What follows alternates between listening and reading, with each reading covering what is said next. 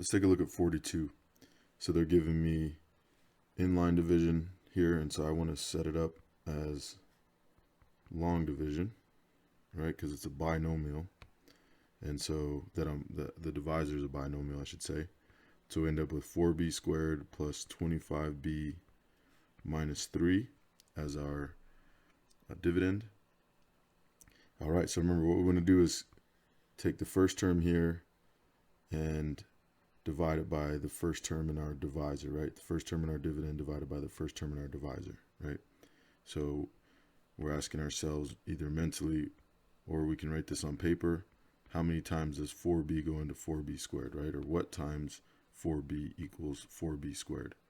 And what would happen here is the b's or the 4's would cancel out, excuse me. And then we have b squared over b to the first, which equals b, right? B to the first. And so we would just write b up here. And so remember, a few different ways you can do this. You can say, you know, this divided by this, or you can say what times this equals this, right? And either way you get b. All right, so you can do that mentally, on paper, however works best for you.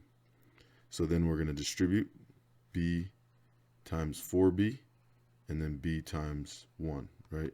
So b times 4b is 4b squared. All right, b multiplied by 1 is b, or 1b. Okay, so there we have our value here that we're going to subtract. So we want to change the signs, right? So both these happen to be positive, so I'm going to change them both to negatives, and then we subtract. So 4b squared minus b squared cancels out, and 25b minus 1b is 24b. Okay, then we bring down the minus 3.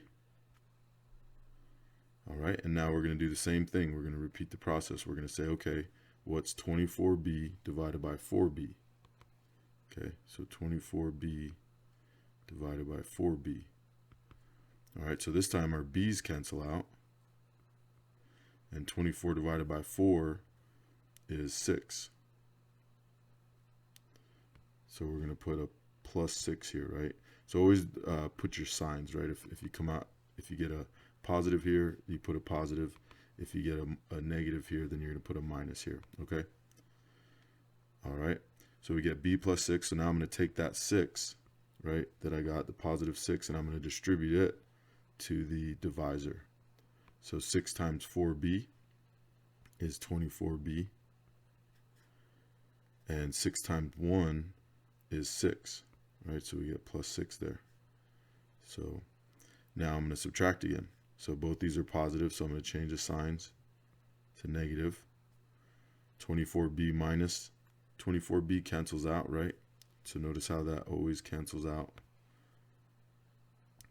All right, and then negative 3 minus 6 is negative 9, and that's our remainder. Okay, so when you don't have any more x's here, or variables, I should say, that's when you're done, and that this value will be your remainder. Okay, and so we get b plus 6 is our quotient, and our remainder is negative 9. Okay, in the book, I think in the back of the book you'll see like b plus 6 comma negative 9, and that's how they present it, and that's fine with me if you want to do that.